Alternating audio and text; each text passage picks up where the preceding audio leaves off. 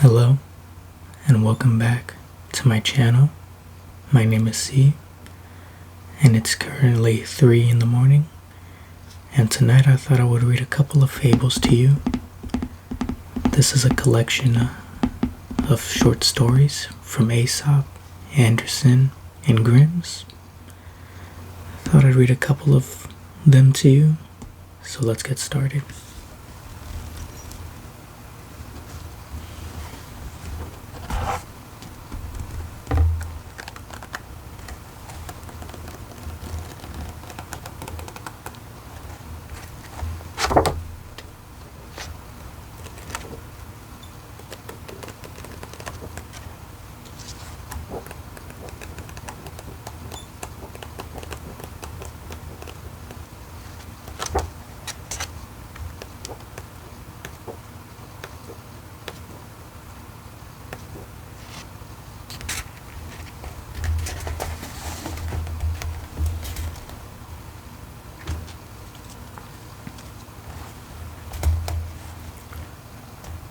So the first story is The Frog and the King, or Iron Henry.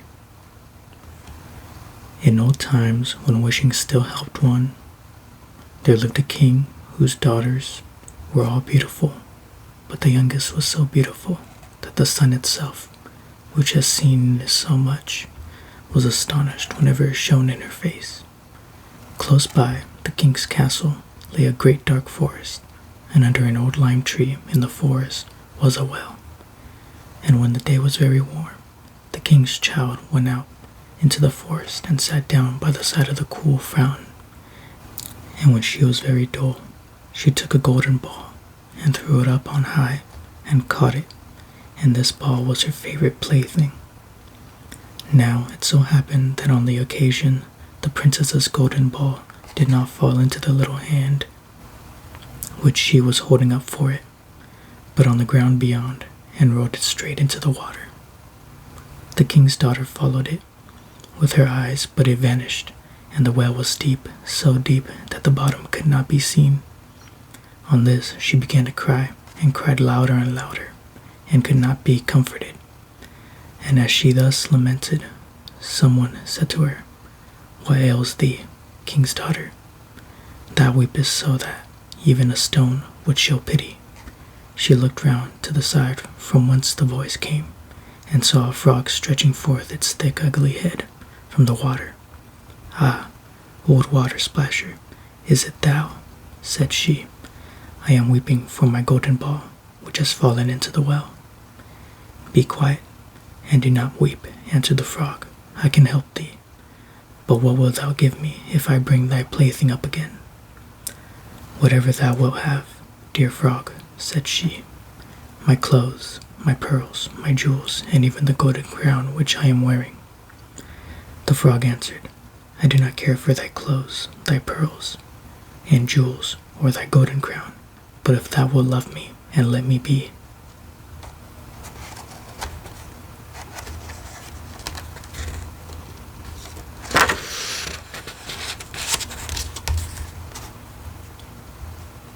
Thy companion and playfellow, and sit by thee at thy little table, and eat off thy little golden plate, and drink out of thy little cup, and sleep in thy little bed. If thou wilt promise me this, I will go down below and bring thy golden ball up again." "Oh yes," said she, "I promise thee all thou wishest, if thou wilt but bring me my ball back again." She, however, thought, "How silly the frog does talk. He lives in the water and with the other frogs, and croaks, and can be no companion to any human being." But the frog, when he had received his promise, put his head into the water and sank down, and in a short time came swimming up again with the ball in his mouth, and threw it on the grass. The king's daughter was delighted to see her pretty plaything once more, and picked it up and ran away with it. "Wait, wait," said the frog. "Take me with thee. I can't run as thou canst." But what did it avail him to scream his croak, croak after her as loudly as he could? She did not listen to it, but ran home and soon forgot the poor frog, who was forced to go back into his well again. The next day, when he had seated herself at table with the king and all the courtiers, and was eating from her little golden plate, something came creeping splish splash, up the marble staircase, and when it had gone to the top, it knocked at the door and cried, "Princess, youngest princess, open the door for me." She ran to see who was outside, but when she opened the door, there sat the frog in front of it. Then she slammed the door to, in great haste, sat down to dinner again, and was quite frightened. The king saw plainly that her heart was beating violently, and said, "My child, what art thou so afraid of? Is there perchance a giant outside, who wants to carry thee away?" "Ah, no," replied she, "it is no giant, but a disgusting frog." "What does the frog want with thee?" "Ah, dear father, yesterday, when I was in the forest sitting by the well, playing, my golden ball fell into the water, and because I cried so, the frog brought it out again for me. And because he insisted so on it, I promised him he should be my companion, but I never thought he would be able to come out of his water. And now he is outside there, and wants to come into me." In the meantime, it knocked a second time and cried, "Princess, youngest princess, open the door for me. Dost thou not know what thou saidst to me yesterday by the cool waters of the fountain? Princess, youngest princess, open the door for me." Then said the king, "That which thou hast promised must thou perform. Go and let him in." She went and opened the door, and there he sat still and cried, "Lift me up beside thee." She delayed until at last the king commanded her to do it. When the frog was once on the chair, he wanted to be on the table, and when he was on the table, he said, Now push thy little golden plate nearer to me, that we may eat together." She did this, but it was easy to see that she did not do it willingly. The frog enjoyed what he ate, but almost every mouthful she took choked her. At length he said, "I have eaten and I am satisfied. Now I am tired. Carry me into thy little room and make the little silken bed ready, and we will both lie down and go to sleep."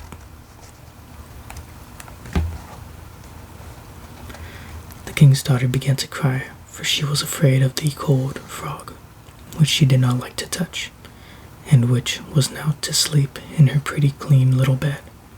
But the king grew angry and said, "He who helped thee when thou wert in trouble ought not to afterwards to be despised by thee." So she took hold of the frog with 2 fingers, carried him upstairs, and put him in a corner. But when she was in bed, he crept into her and said, "I am tired. I want to sleep as well as thou. Lift me up, or I will tell thy father." Then she was terribly angry, and took him up and threw him with all her might against the wall. "Now thou wilt be quiet, odious frog," said she. But when he fell down, he was no frog, but a king's son, with beautiful kind eyes. He, by her father's will, was now her dear companion and husband. Then he told her how he had been bewitched by a wicked witch, and how no one could have delivered him from the well but herself, and that tomorrow they would go together into his kingdom. Then they went to sleep, and next morning, when the sun awoke them, a carriage came driving up with 8 white horses, which had white ostrich feathers on their heads, and were harnessed.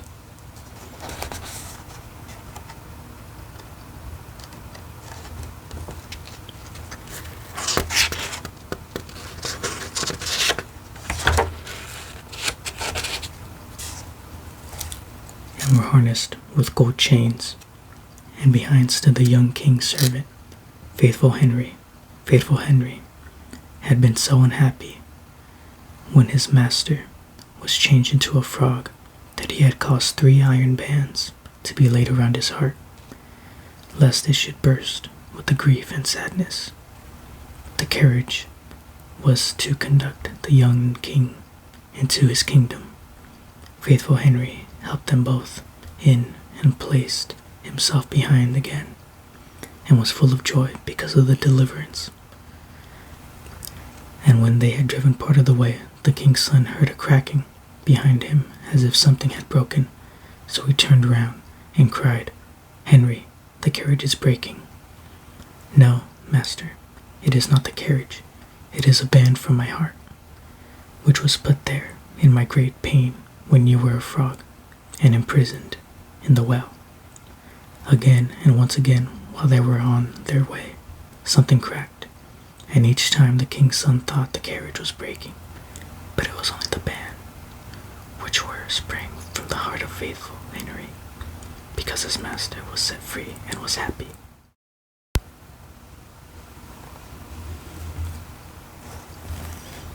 Our Lady's Child. Hard by a great forest dwelt a woodcutter with his wife, who had an only child, a little girl of 3 years old.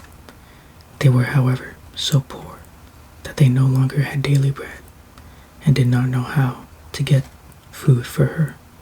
One morning, the woodcutter went out sorrowfully to his work in the forest, and while he was cutting wood, suddenly there stood before him a tall and beautiful woman, with a crown of shining stars on her head, who said to him, "I am the Virgin Mary, mother of the child Jesus. Thou art poor and needy. Bring thy child to me. I will take her with me to be her mother, and care for her." The woodcutter obeyed, brought his child, and gave her to the Virgin Mary, who took her up to heaven with her. There the child fared well, ate sugar cakes, and drank sweet milk, and her clothes were of gold, and the little angels played with her. And when she was 14 years of age, the Virgin Mary called her one day, and said, "Dear child, I am about to make a long journey, so take into thy keeping the keys of the 13 doors of heaven. 12 of these thou mayest open, and behold the glory which is within them. But the 13th, to which this little key belongs, is forbidden to thee. Beware of opening it, or thou wilt bring misery on thyself." The girl promised to be obedient, and when the Virgin Mary was gone, she began to examine the dwellings of the kingdom of heaven, in each of them, until she had made the round of the 12. In each of them sat one of the apostles in the midst of a great light, and she rejoiced in all the magnificence and splendor. And the little angels who always accompanied her rejoiced with her. Then the forbidden door alone remained, and she felt a great desire to know what could be hidden behind it, and said to the angels, "I will not quite open it, and I will not go inside it, but I will unlock it, so that we can just see a little through the opening." "Oh no," said the little angels, "that would be a sin. The Virgin Mary has forbidden it, and it might be easily cause thy unhappiness."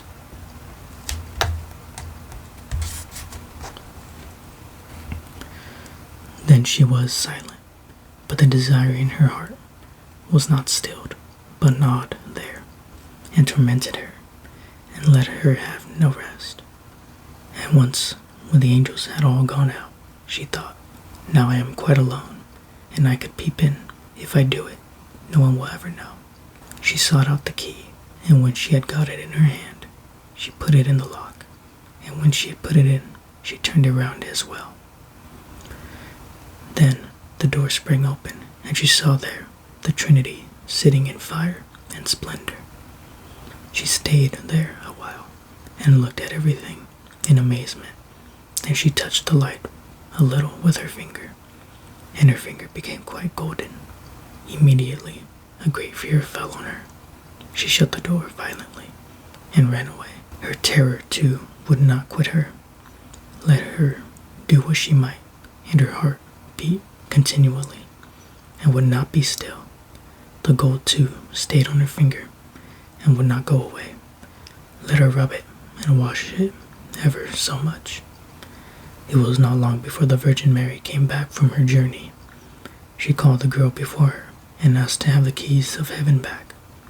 When the maiden gave her the bunch, the Virgin looked into her eyes and said, "Hast thou not opened the 13th door also?" "No," she replied. Then she laid her hand in the girl's heart and felt how it beat, and saw right well that she had disobeyed her order, and had opened the door. Then she said once again, "Art thou certain that thou hast not done it?" "Yes," said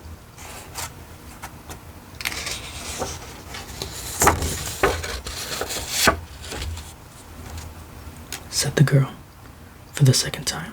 Then she perceived the finger which had become golden from touching the fire of heaven, and saw well that the child had sinned, and said for the third time, "Hast thou not done it?" "No," said the girl, for the third time. Then said the Virgin Mary, "Thou hast not obeyed me, and besides that, thou hast lied. Thou art no longer worthy to be in heaven."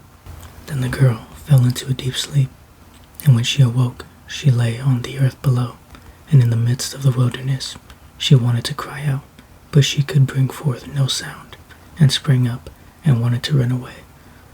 But whithersoever she turned herself, she was continually held back by thick hedges of thorns through which she could not break.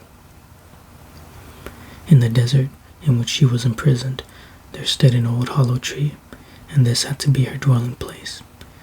Into this she crept when night came, and here she slept.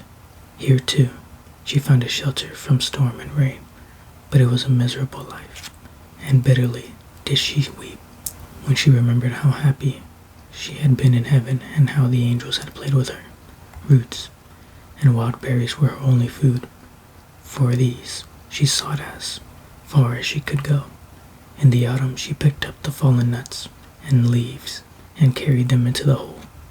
The nuts were her food in the winter, and when snow and ice came, she crept amongst the leaves like a poor little animal, that she might not freeze. Before long, her clothes were all torn, and one bit of them after another fell off her. As soon, however, as the sun shone warm again, she went out and sat in front of the tree, and her long hair covered her on all sides like a mantle. Thus she sat year after year and felt the pain and misery of the world. One day, when the trees were once more clothed in fresh green, the king of the country was hunting in the forest and followed a roe, and as it had fled into the thicket which shut in this bit of the forest, he got off his horse and tore the bushes asunder, and cut himself a path with his sword.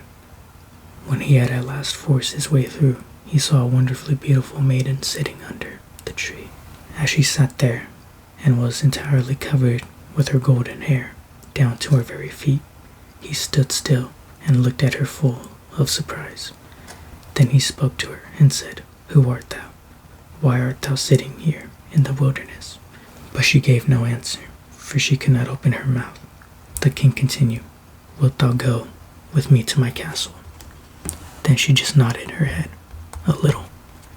The king took her in his arms, carried her to his horse, and rode home with her.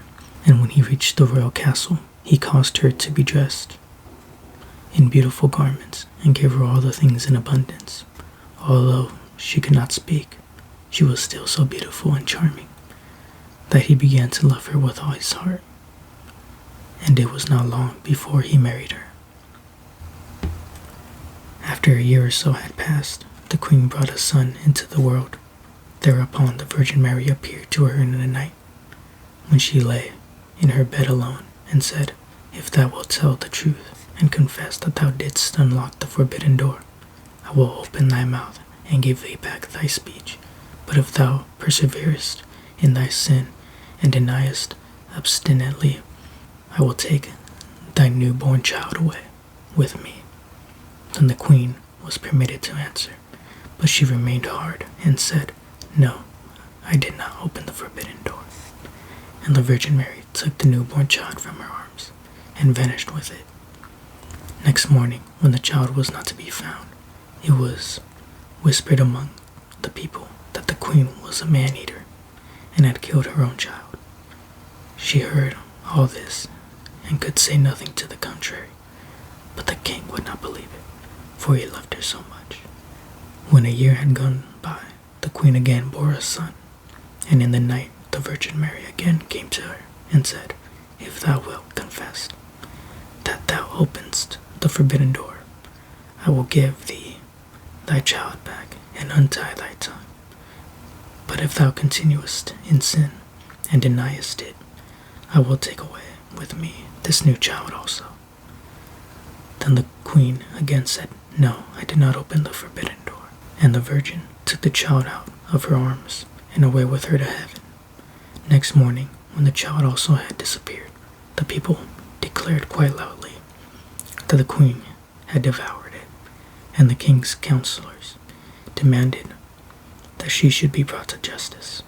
The king, however, loved her so dearly that he would not believe it, and commanded the counselors, under pain of death, not to say any more about it. The following year, the queen gave birth to a beautiful little daughter, and for the third time the Virgin Mary appeared to her in the night and said, "Follow me." She took the queen by the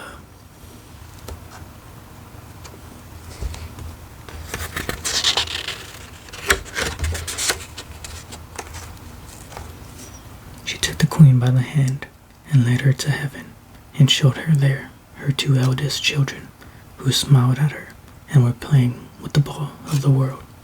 When the queen rejoiced, the Virgin Mary said, "Is thy heart not yet softened? If thou wilt own that thou openedst the forbidden door, I will give thee back thy two little sons." But for the third time, the queen answered, "No, I did not open the forbidden door." When the Virgin let her sink down to earth once more, and took from her likewise her third child. Next morning, when the loss was reported abroad, all the people cried loudly, "The queen is a man-eater. She must be judged." And the king was no longer able to restrain his counselors. Thereupon a trial was held, and as she could not answer and defend herself, she was condemned to be burnt alive. The wood was got together, and when she was fast bound to the stake, and the fire began to burn round about her, the hard ice of pride melted. Her heart was moved by repentance, and she thought, if I could but confess before my death that I opened the door. Then her voice came back to her, and she cried out loudly, "Yes, Mary, I did it." And straightway rain fell from the sky and extinguished the flames of fire, and a light broke forth above her. And the Virgin Mary descended with the two little sons by her side and the newborn daughter in her arms. She spoke kindly to her and said, "He who repents his sins and acknowledges it is forgiven." Then she gave her the three children, and untied her tongue, and granted her happiness for her whole life.